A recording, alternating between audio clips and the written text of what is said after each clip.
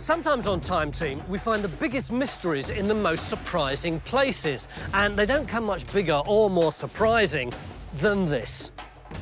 Because this is Tregruk Castle in South Wales, one of the largest medieval castles in the British Isles. And when you get inside, even in this spooky mist, you can see it's absolutely vast and completely empty. Nobody knows how many buildings were in here, what they were, or why it's so big. But all that's about to change. We've got a unique opportunity to launch a full-scale attack and paint in this vast blank canvas.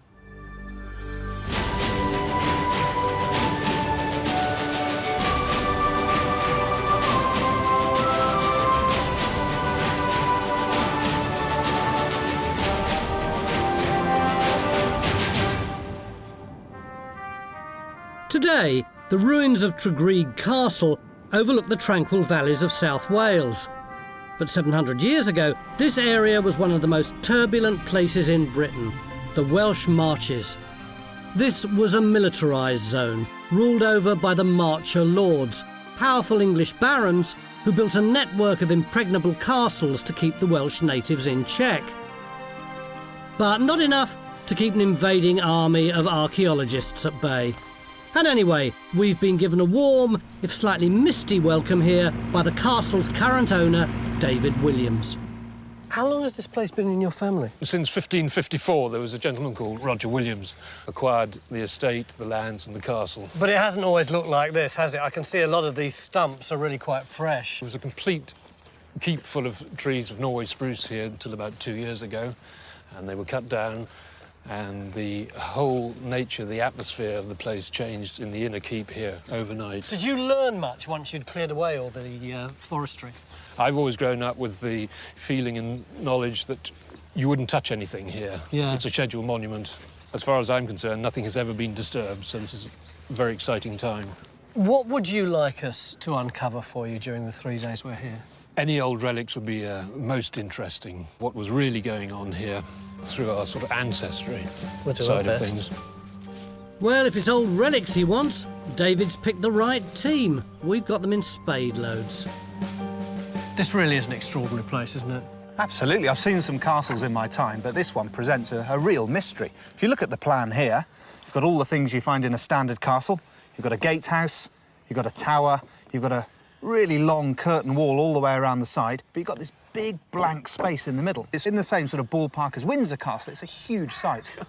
Mick, what do you think was going on inside this middle bit? Well, there's lots of stuff we don't have. We'd expect to have a big hall, probably other halls, kitchens. We'd expect to have private accommodation, bakehouses, breweries, stables. We don't know anything about that at all. Huge empty space, 3 days, what do we do? Well, we'll do some geophysics, but we have a real problem with that, with the tree roots and all the wood lying about. It's not going to be very easy for John and his team to work in it. We can't sit around for 3 days waiting for geophys to finish, can we? No, but we have other targets as well. The first one is actually down here in the entrance gateway to the castle. This is where people are coming in to get into that central area. So we'd expect to find the portcullis, the drawbridge pit, perhaps where the gates were, possibly porters' lodges, that sort of thing. Finds? Yeah, because people would have dropped things as they come through, either, you know, personal items or bits off the horses or whatever. This is a good place to look. So we're going to start by stripping this area here. So we're opening 2 trenches in the gateway to establish the layout of the entrance and hopefully discover personal finds and dating evidence to build up a picture of who was living here and when. Have we got a mattock? And as the diggers launch a full frontal attack, John and his geophys cohorts are beginning to tackle the vast interior to see what was going on inside. The tree stumps are going to be more than a bit of an issue. But yeah, if we could have a baseline along the north wall. Can the GPS see through low cloud? Of course it can, John. But I have to agree those tree stumps might pose a problem for you. But however mystified the archaeologists are at the moment, I'm sure of one thing. If Tregruk Castle's seen a lot of action in its past, it's going to see a whole lot more over the next 3 days.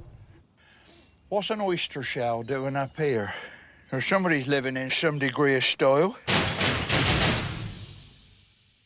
If you'd like to see more episodes like this, you can make it happen. Our new target is to reach 15,000 worldwide supporters on Patreon by the end of 2025. This will enable us to continue expanding the Time Team world. Enjoy front row seats for the greatest show on Earth and under it.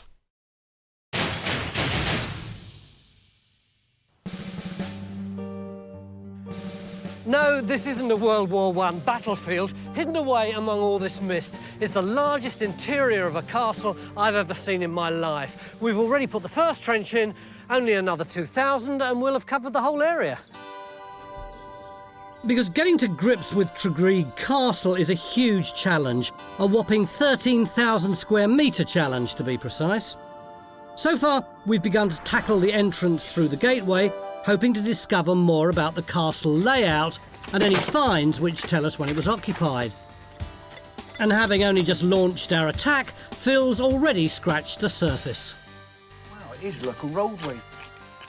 Very, very hard. The question is, how old is it? Exactly. And it's the same at Matt's end of the gateway. I mean, there's road stuff, roads, stones and stuff right below the soil, so it might be worth me having a bit of a scratch around first, I think. Things are really hotting up as far as our archaeologists are concerned. We've got a trench in at either end of the Gatehouse, but about 100 metres away, two of our archaeologists have sloped off into this rather bizarre little cave. Yeah, but it's not a little cave, Tony. It's much more interesting than that. You look above us, look. Oh, is it, what do you call it, a garderobe? A toilet? It's a medieval toilet. Yeah, no, it's a cracking example, isn't it? How does it work? Well, presumably over the 4 holes you can see up there would have been the wooden seats, and the contents would have accumulated in the pit that we're standing in. If we're in the pit, where does all the stuff go? Well, presumably it gathers in the pit, and it's either goes out through an arch over there, or people come in here and clear it out from time to time. Oliver, are you as obsessed by this little room as Mick obviously is? But of course I am, it's a posh one. And look here, you've got really fine quality masonry. Some of the best stonework in the whole castle. You've got arches above us. I've learned from you that over the centuries, people drop things down the toilet. Absolutely, and they don't retrieve them. It's not just you and me. No, they don't retrieve them. So you want to dig it? Yeah. It's nice to see a man who's so excited by his work. Mind you, he's not the one who's going to have to shift through centuries of human waste. But if Mick's right, we might get valuable dating evidence to tell us when the castle was occupied. Which will help Helen uncover the secret of Tregruk's history. Ray, what was this area like when the castle was built? Perhaps the best description would be a potential powder keg in some respects. We're in the Welsh marches, and I think that's really an important concept to get our heads around. In fact, the word march is Old English for boundary, isn't it? Indeed. You can almost think of perhaps your marcher lords as frontier barons. So would one of these marcher lords have built the castle? I think almost certainly, for a considerable period of time, this territory was in the hands of the de Clare family. Now, I know that Clare is in Suffolk. What was the Suffolk family doing, holding lands in Wales? Well, you're quite right. They had substantial landholdings in England, but they also had substantial landholdings in Ireland. And bang in the middle, they were lords of Glamorgan. As marcher lords, they enjoy certain rights and privileges. Maintaining armies was quite useful, founding towns. So, in a sense, the king is allowing them this extra measure of independence, all these unusual powers, and in return, he's getting them to keep this area peaceful, to keep the Welsh down, essentially. That's the idea, that's the way it's supposed to work. But they were often following their own agenda. You'll even find instances of the Welsh doing a deal with the marchers against the interest of the king. It wasn't a recipe for peace and tranquility. Maybe it wasn't in the medieval period, but back in the Gateway Trench, the mist's cleared, the sun's out, and Phil certainly seems at peace with the world. Oh, joy. The gods have smiled. Look what I've got. A piece of clay pipe stem. Excuse the pleasure, the actual... Yeah, Phil, I told you it was a lousy idea to put our first trench in right by our entrance. I'm a happy archaeologist. What's that? I have found a piece of clay pipe stem. datable evidence. And it also seems like you found the original floor of the gatehouse. It cannot possibly be the original floor, Tony, because this piece of datable evidence is underneath this floor. And, of course, tobacco didn't come to this country till, what, the 16th century or something? Absolutely.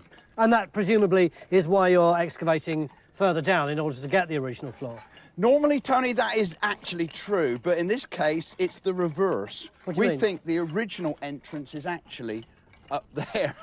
Phil, I thought the whole thing about archaeology was that the earlier things tended to be lower and the later things tended to be higher. How can you have an earlier floor level right up there? Let me explain. I think that what we're standing in is a massive hole. We've got one edge of it running along there. You see where that edge cuts away. And I think the other edge of the hole is this solid wall of the castle here. So it's like a big pit? Absolutely. I think whatever spanned that, it might have been a drawbridge or a permanent bridge or what have you. I think that when that went out of use, to get inside, they've had to knock a hole in the wall so that to make a nice gradient into the inside of the castle. But you don't know any of this, do you? It's just theory at the moment. The argument at the moment holds true. What we've got to do is literally get this later surface planned, then we can take it off, prove that that wall did once join up and that there was a complete wall through there. And then we'll throw it open to debate. Well, we're now making good progress on the gateway. So Stuart's ventured outside because the whole castle is surrounded by banks and ditches, which might help us understand what the castle was like, how it was defended, and explain why it's so big. Because Tregruk's enormous size is one of the main mysteries facing us, since it's completely empty inside. What do you think's in here? Well, we just don't know at the moment. We've got a big open space in front of us. I know, but what do you think? First of all, looking at our map, we know that this is the Lord's Tower. Yeah. I think this is where the lodgings are, the really, really high-status bit of the castle. That's over there, right there in the corner. Oh, yeah, yeah. The other thing that would have to be in that area of the castle would be a hall, a great hall. Maybe something a bit like that, a great hall, which is the big focus of the castle, where meals and feasts are taken. The other thing you'd have to have if you've got a great hall is a kitchen area, a kitchen range. Could be something like that. And if you're looking at the posh part of the castle, the high status end, the other thing you'd really expect to find would be a chapel. Maybe, for argument's sake, put it there. A bit smaller, actually. But it still doesn't fill up much of this vast void, does it? Not at all. We've got big open spaces. I mean, those are the posh bits of the castle. You probably have, at the grubbier other end, you must have stabling for horses. Maybe right there in the north. Oh, I see. Well, Ollie's model would certainly fill in some gaps, but at the moment it's just pure conjecture. And although John's been surveying the interior for nearly a day now, I have to say it looks as if it's been a bit of a struggle. John, they've set you a bit of a task this time, haven't they? Well, they've cleared the vegetation, but they left the tree stumps. And the worst thing are these roots. And you can see they just extend under the ground, and trying to get the probes into that. Yeah. It's like going into a solid wall, and that's the problem. I don't know if I'm going to be able to tell the difference between what is a tree root and what's a wall. Is it too much to expect to have some idea of what was going on in the castle before the end of day one? But at least Stuart's ready to report back on his recce outside the castle.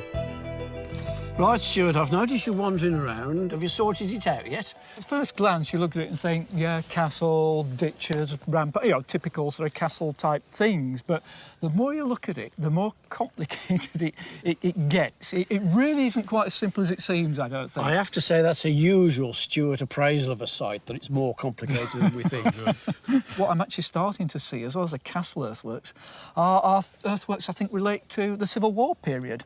As if this was defended during the Civil War. So is that known in the local history, that the Civil War? It would seem that we have a member of the family, a man called Sir Trevor Williams, who it is believed took a garrison of some 60 men from here to fight against Raglan Castle. Right, so there could have been some sort of Civil War fort or something like that here, then? Indeed. So Stuart thinks these earthworks are nothing to do with the original castle, but typical of arrow-shaped defences built in the Civil War period. If he's right, how much more of the castle was changed at that time? Phil already thinks that the gateway has been remodelled. But these are being covered over, look, you see, they're that much fresher. Look at that crispness of that line there, isn't that beautiful? He's now found a wall, and he's trying to find out if it once spanned the whole entranceway to see if his theory's correct. At the other end of the gateway, the archaeologists have been investigating beneath the roadway, which has been producing finds that may give some dates for the castle. So what have we got, Steve? Well, an interesting collection. This is a ridge tile off the top of the roof. That's fantastic, because we've got accounts of tilers working here quite early on in the accounts, about 1305-ish. Marvellous. This is late 1200s, early 1300s. Oh, brilliant. According to our dating, we've got coin dating for that. Extraordinary, isn't it, David? What do you think about all this? It puts everything in perspective. It brings it alive, all the accounts that you read over this period of time, and now there's dates, particularly that Steve is able to put things to. I'm glad that David's easily pleased, because it's the end of day one, and I'm afraid a single tile won't solve what's going on in that vast interior. But at least we seem to be making progress, and we're finally opening a trench inside it. Mick, another trench? Yeah, based on the geophysics. Well, looking at that geophysics, I can't see that much to put a trench in for. Look, we've put the results on Henry's model, which is absolutely fantastic, and the high resistance there is in red. Now, the problem is, could that be building? Could just be the tree roots, could be the geology. So, in other words, we're really putting this trench in to test the geophysics so we can see whether it would apply elsewhere on this site. That's it. At least, if we have any certainty at all, it must be the perimeter of the castle. Yeah, I'm not so sure about that either. Oh, come on. Mainly because I'm not sure that's the main entrance. But it is the main entrance. It's always been the main entrance. No, it's an entrance, probably. But when you look at the course you'd have to get to it, coming around that steep slope, turning in, coming through that very narrow passage to get into this enclosure, I'm not sure that's how they would have brought all the supplies for the castle in. You imagine wagon loads of barrels and wagon loads of sacks. It's a very odd way to come, that is. This is so time, team. This morning when we got here, we'd no idea what was going on in the middle of this castle, but we were pretty confident about the outside. Now we're as unsure about the outside as we are about the middle. And I bet you there'll be even more confusion tomorrow. Join a thriving worldwide community of Time Team fans on Patreon. Our new target is to reach 15,000 worldwide supporters on Patreon by the end of 2025. This will enable us to continue expanding the Time Team world with more digs and greater access than ever before. Welcome back to Tregruk Castle in South Wales, one of the largest castles in the whole of the British Isles. And that in itself has created quite a puzzle for us, because it's not only very, very big, it appears to be very, very empty. Yesterday I was promised buildings here, a chapel maybe, a hall, some kitchens. Well, I'm not a professional archaeologist, but looking down that trench, I can't see any evidence of buildings. Is there anything there? No, there's nothing there, Tom. In fact, if you didn't know that this was in the middle of a castle, you wouldn't think it was near any archaeological site at all. But there must be some evidence, mustn't there, of buildings around here? Well, from the accounts, we know that there were certainly buildings here, and they're buying amazing quantities of stuff for repairing them. At one point, there's 3,000 nails, there's 2,000 lats, there's the lime kilns, there's the masons. And also here, it says new building of various houses in the castle. They're not outside, they're here. What are we going to do, Mick? Well, we've still got some targets to look at. There could be buildings elsewhere, but... But hold on, we've got a problem, haven't we? This is a scheduled site, Absolutely. so there's a limit to the number of trenches we can put in. There's a limit to the trenches. We're going to look across the break of slope down that way. See where the digger is? Yeah. And you remember yesterday we were suggesting about whether there was a bigger gateway down there. And the other thing, of course, is the one thing we do have is a socking great building over there and another big building over there. And a lot of this is accommodation. So between the two, in a way, is the most logical place to put the hall and the other buildings. So we've got John and the team starting to do some geophysics between those on the basis the hall might be there. So we're not desperate yet, but we can see desperation in the distance. No, we're not desperate yet. Go and have a cup of tea. So hold off the desperation. But this can't bode well. Open a trench in the evening, close it in the morning. However, we are now opening another trench where the ground level changes. Start from here and we'll just go up over until we get to the top, go over the top of the slope, break of the slope. To see whether that slope is evidence of activity in the interior. It's a bit of pot, and there's another piece here. They're from different pots, but that's more than we had from up there, isn't it? We're on a winner. And it's already paying dividends. Yesterday, our trenches were concentrated in the Gatehouse, where we were beginning to find a road surface. But Phil didn't think it was the original medieval pathway into the castle. And this morning, things seem to have got even more complicated. When I looked at this, I rather suspect you'd think the same as I did. What the hell is that? And so I bring you two esteemed authorities, and you haven't got the foggiest idea. And it's one of those, isn't it? So, how many PhDs does it take to identify a piece of stone? Obviously more than 3. But while they continue their pondering, the rest of the archaeologists are in full swing. At the garderobe trench, it's taking rather longer than we first thought to clean out the medieval loo. We're still hoping it will eventually produce finds to establish when the castle was occupied. But at the moment, we'll have to rely on scraps from the gateway trenches for evidence. I know we haven't found all that much pottery, but the stuff that we have found is virtually all 14th century.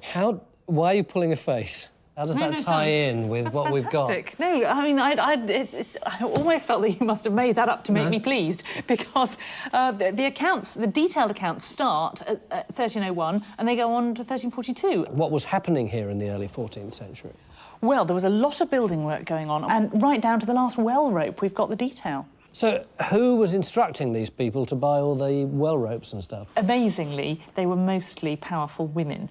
We start off with Joan of Acre, who's a daughter of Edward I, apparently the most spirited, the most independent of all his daughters. Now, her youngest daughter, Elizabeth, she goes on to inherit Tregruk, and she, again, is the most amazing woman. By the time she's 27, she's had 3 children by 3 different husbands. They're all dead, and soon after that, she takes a vow of chastity to ensure that she's not pushed into another marriage. But do you think she would have really been in charge during those years, or do you think there would have been another man in the background? Well, I think that she'd have been calling the shots, because in some of the accounts, this last one here, it says that there's new buildings at Tregruk. It's all done according to the lady's wishes, and the lady at that point has got to be Elizabeth. What sort of lifestyle do you think she'd have led, Ray? Well, she certainly knew how to throw a party. Just look at this menu from a Christmas feast, 1326. Just look at this. It looks as though they're eating half the bird population of South Wales. Look at some of the things. You've got swans, herons, bitterns, egrets, capons, geese, hens, chickens, partridges, something called clels, woodcocks. Yeah, it's a bit of a meat feast, isn't it? So it seems that life inside the castle was quite fun. But that's a little at odds with what I'd first been led to believe. Situated bang in the centre of the marches, Tregruk was surrounded by hordes of warlike Welsh, who notoriously were the deadliest archers in Britain, as Helen's about to find out. If you hold that there... OK. ...and pull it back as hard as you like. How far are you supposed to be able to pull this back? About that far. So if you can imagine that's coming back to there. You're a little bit taller than me. Yep, so you've got your hand right back past your ear, and that's where the power comes from. I mean, I can't get it anywhere near. I'm not going to do that, am I? Go on then, show me how it's done. OK. The muscles in the back of my neck actually are hurting now. OK. So we just draw it up. The force of that is just incredible, isn't it? Yeah. I mean, they just disappeared. They came down so far away. We can find out. We can test that, yeah. Right, and I've got a bit of a walk now. Afraid so. Right. You need the exercise. Right. It's going to take quite a while, actually. Yeah.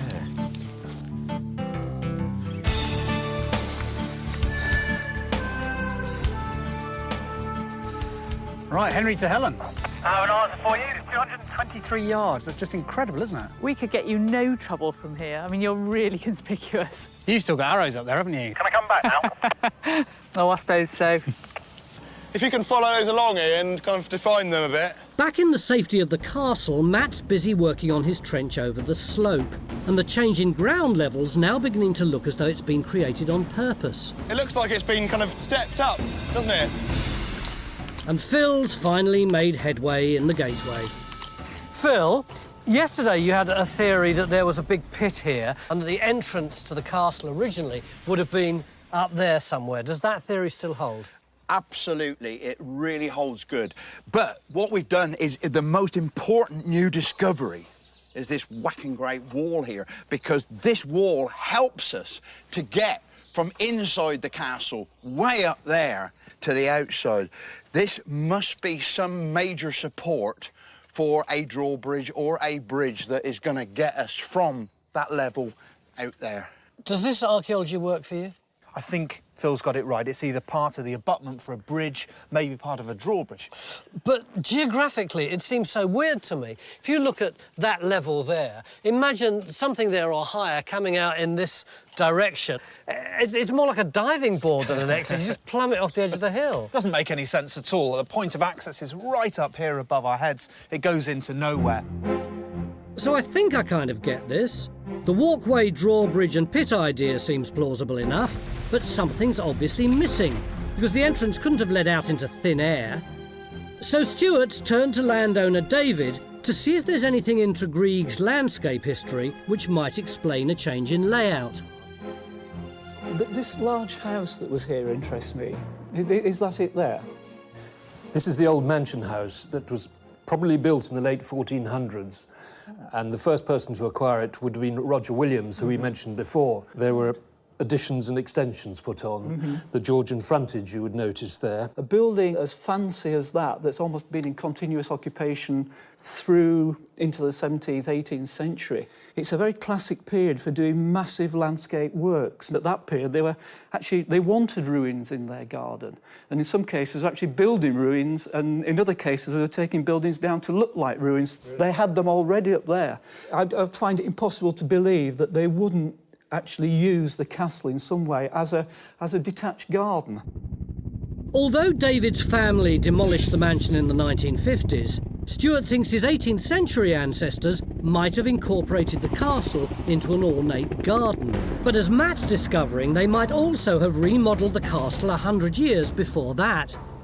So could that date from around the time of the Civil War then? I would have thought it's within that century anyway. So could all this activity explain why the gateway seems so impractical? This is what I don't understand. You see those walls there? Well, if Phil's right and that walkway is about halfway up that wall, then in front of it, we know there's a big pit, then it plunges right away down, then it comes right up the other side. It's not a very convenient way of getting in and out of a castle, is it? Well, actually, it does make a bit of sense if you can read the earthworks, actually. Well, something must have gone, that's all I can say. You've hit the nail on the head there, because what we've actually got here is actually a quarry going all along that slope through there. But the interesting thing about it, it's a quarry for a Civil War battery, which is what this big bank is here behind us. During the Civil War, they've dug out this slope, dug it all out, raised the rampart along there. And you can see on this 3D model, this is, in fact, mostly quarrying down here, quarried into the slope, and dug the material out to create this earthwork along here. It's got two bastions, one on that end, rampart in between there. But it's not only the Civil War which has got rid of some of this and created this lovely Civil War battery here. In the 18th century, you've got a major landscaping phase going with a big house over there.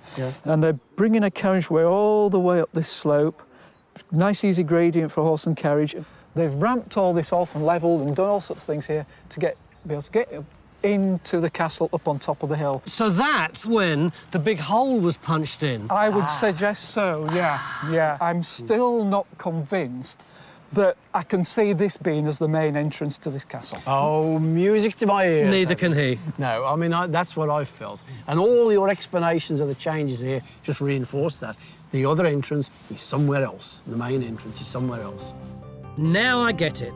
Before the land was remodelled in the 17th and 18th centuries, the gateway would have led out onto raised land, and with the drawbridge and portcullis would have provided a heavily defended access into the castle. But while the archaeologists agree it would have been a grand entrance, they don't think it would have been the main day-to-day point of access, since you'd have to have skirted around the whole castle past the loos to get to it. So not content with sorting out one gateway, Ollie and Stuart are heading to the other end of the castle in search of another. Can you see this? This is good quality, like a batter. So you're saying those are facing stones of the outer wall? I think they are, that's right. They're nicely put together in there. You've got another standing wall just here, and then you've got this arch, bit of fabric surviving. There's actually an arch, but you can see behind it here, we've got another big wall coming out of this one. But you've got a gap, haven't you, a void between the two? Bear with me.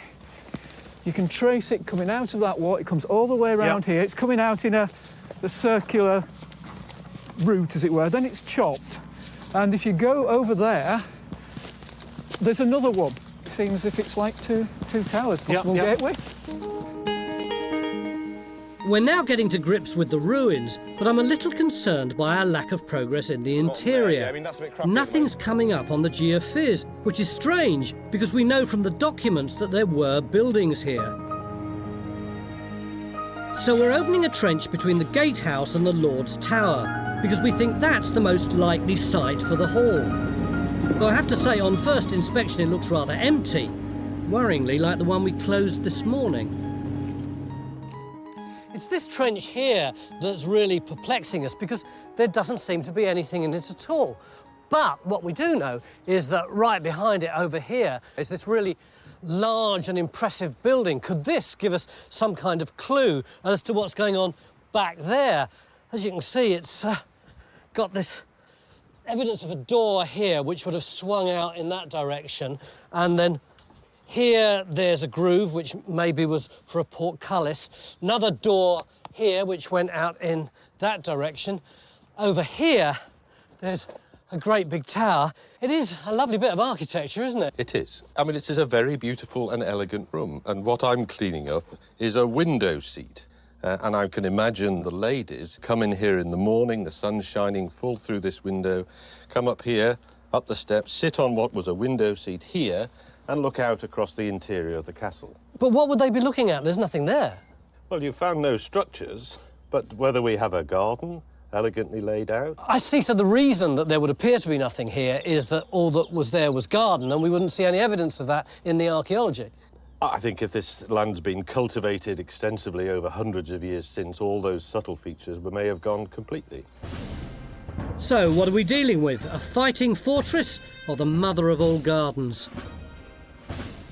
When we got here 2 days ago, it seemed like it was all going to be a doddle. We'd got these fantastic walls, presumably in the middle here we'd get some really interesting castle-y things. But after 2 days digging, the sum total of our finds in here is that. One roof tile, which seems really odd because it must have cost a fortune to build all these walls, and we know the de Clare family who lived here were really rich and really powerful. So why did they build all this? And why did they create this enormous space in the middle of it? And the scary thing is, we've only got 1 day left to find out. If you'd like to see more episodes like this, you can make it happen. Our new target is to reach 15,000 worldwide supporters on Patreon by the end of 2025. This will enable us to continue expanding the Time Team world. Enjoy front row seats for the greatest show on Earth and under it. Beginning day 3 here at Tregruk Castle in South Wales, where we're still puzzled by the fact that we've got these enormous castle walls and yet virtually nothing inside the castle itself. But if there's one thing that we're sure about, it's the quality of the workmanship of this tower that we've been calling the Lord's Tower. Look at that magnificent vaulting and the solidity of the stonework and this ancient white-haired professor. Because, Mick, you're really excited about the idea of actually getting in amongst this tower, aren't you? Yeah, because if you look across the site, we know we've lost a lot of the buildings. But if you look from here, see, it's rising up. Can you see that? Oh, yeah, it really kicks up. It sort of banks right up to this wall, doesn't it? And I think the chances of some stratification with finds surviving is more likely against these towers and the wall than is further over the site. Do you think there's a chance that we might pick up some small finds that might give us some clue as to the lives that were being led by the people who lived here? Yeah, right by the tower we might expect to find window glass, for example, or architectural features, or even things like bits of wine glasses or bits of high-quality pottery that was in use by the people in these buildings. I'm a bit disappointed you're not peeling the ivy off the walls, but... I think that's holding the walls together. I think you're probably right. Should we move slightly away from the arch?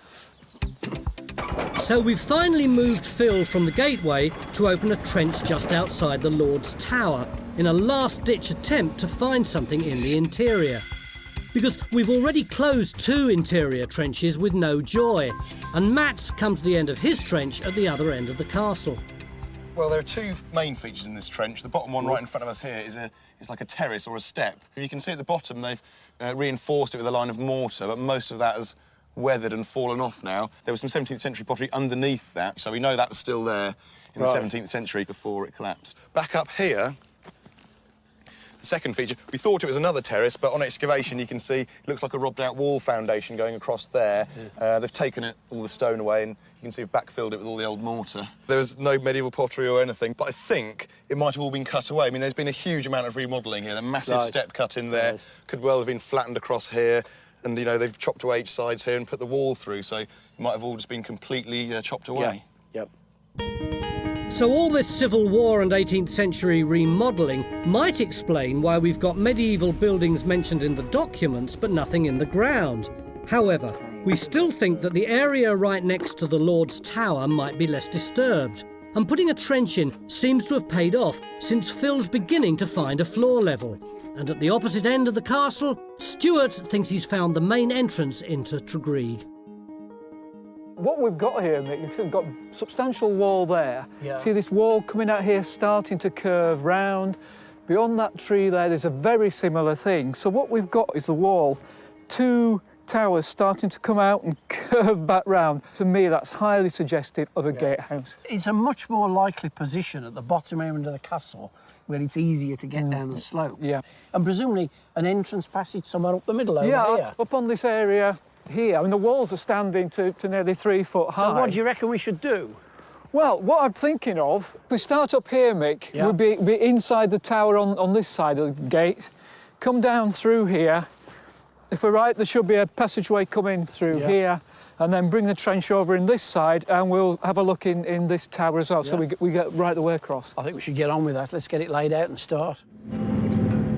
Sounds like Stuart's actually going to get his hands dirty.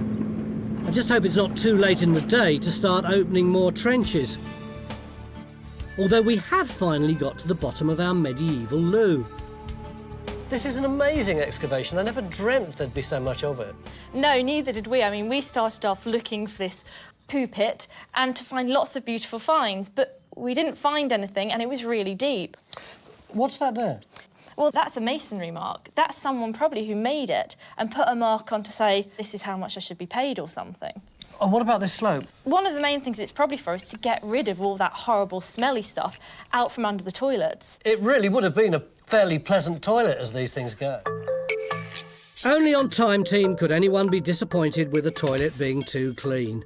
But if it wasn't for the lack of finds, I'm sure we'd appreciate it as much as they did in the medieval period. It's now mid-morning day 3, and not before time, things seem to be coming together. In our latest trench, Stuart thinks he's located the main gatehouse. It's looking like a fairly substantial piece of masonry wall at the moment, isn't it? Yeah, it looks like the core of the wall, doesn't it, all the mortared. And Phil's work on the Lord's Tower is also paying off. What you got, Phil? Oh, the most wonderful doorway, Tony. This is the main doorway into the Lord's Tower. Look, what happens? It comes along here, and then it tapers back here, and then we've got this beautiful... Look at this gorgeous decoration here. Beautiful. You've got to remember that all this that is represented here at the ground level was carried up in a magnificent arch that's going to meet up there and then follow down on the other side as well. The door is in here and it goes that way. Ah, because earlier we thought that the door opened that way. Yeah, but that was before we saw this detail. You can actually see where the door would have been. It's in there, look, and that is where the hinge would have been. So you're going to have a big pivot there. And then as you come through, the door swings back and you're in. That's a bit nice, isn't it? Absolutely stunning. That was just unbelievable. That is beautiful. Scarlett, how are we doing on finds? Apart from all this bedrock, we've had a lovely piece of colonnette. What's colonnette mean? Well, basically, it's part of a window or a door, like framework. As you can see, it's quite beautiful. But that doesn't look very much like the stuff that Phil's been finding. Well, no, the interesting thing is, if you looked at what Phil was just doing, it's very angular, very square. Yeah. This is lovely and round. It's beautiful. Sort of like this one. Ah. Oh, another one here! Hey!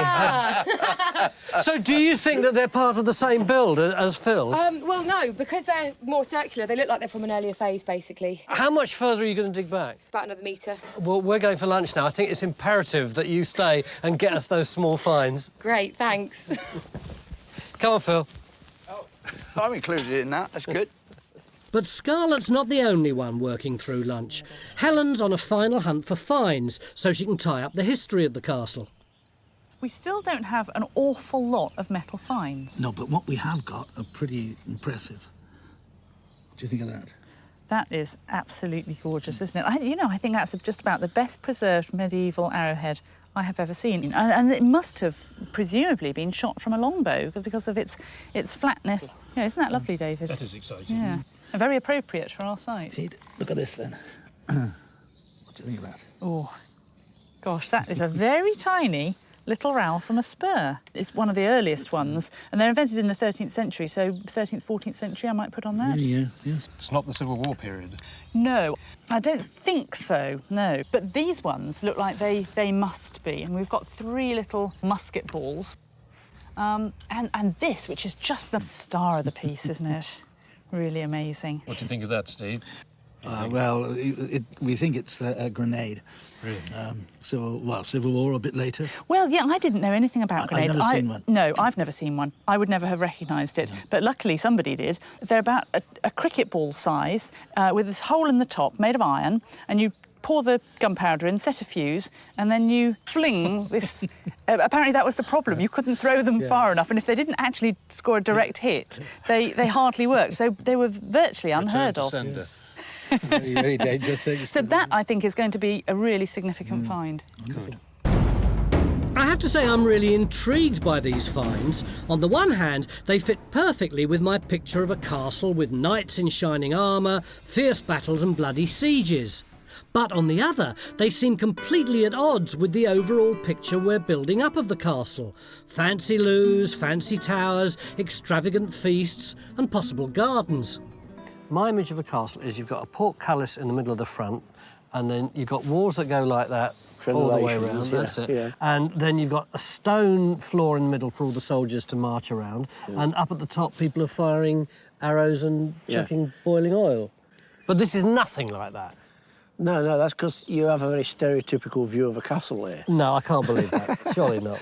Your image is absolutely right for a 13th century castle like Caerphilly or Conway or Carnarvon, or one of those really big Edwardian castles, and they're built in just the way you describe.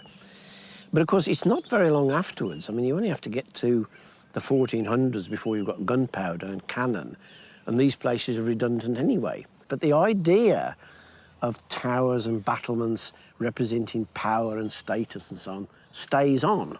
The other aspect, you see, is that even early on in, say, the 12th century, the aristocracy, the top levels of society, are interested in gardens, somewhere to retreat to, somewhere where you could go and have a party with a small number, you know, romantic entanglements and all the rest of it.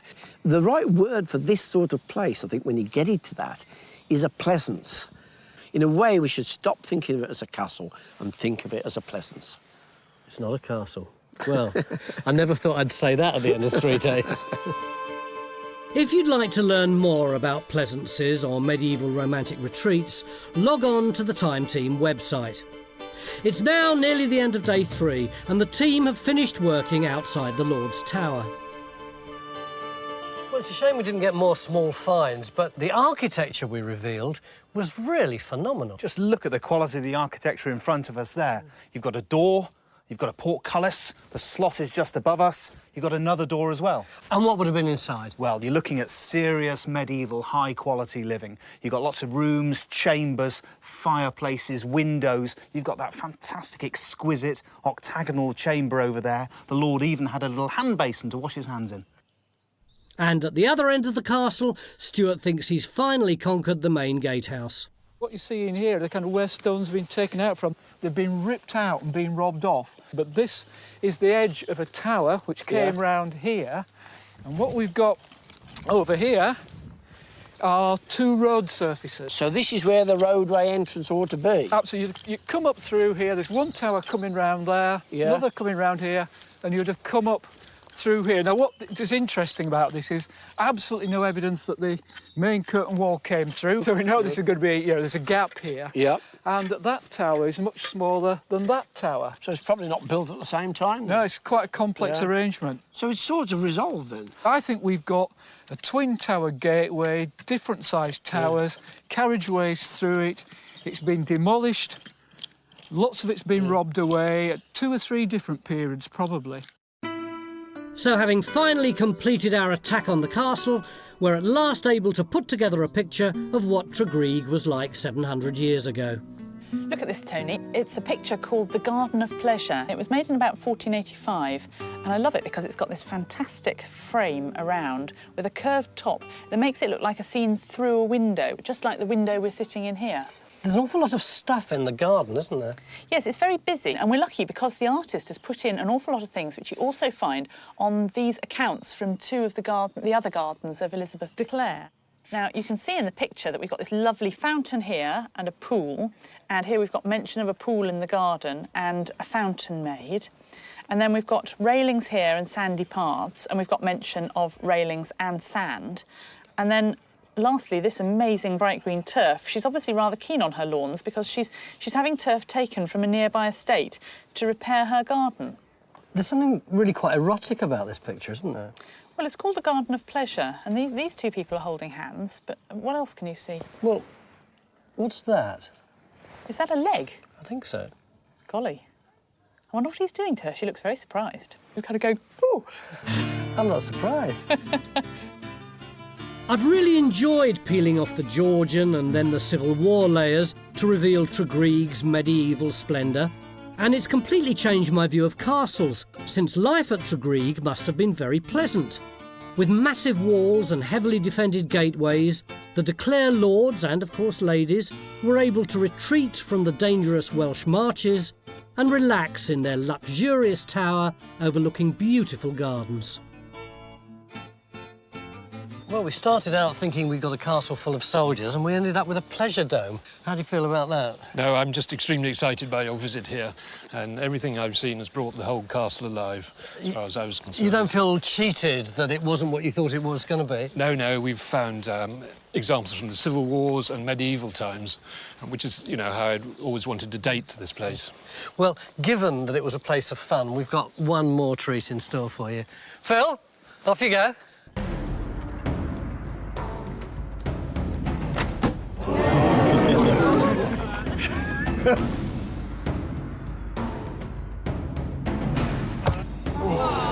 Hey, Phil, you hold that, stand in front of the target, and we'll start.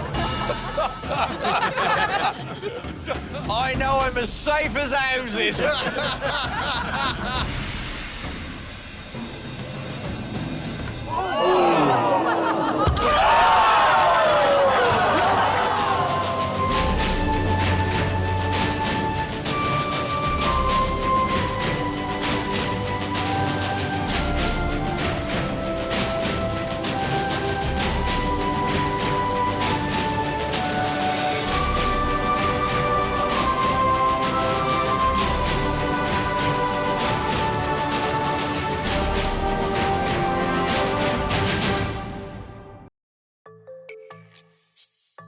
Join Time Team on Patreon to access exclusive 3D models, masterclasses and behind-the-scenes insights.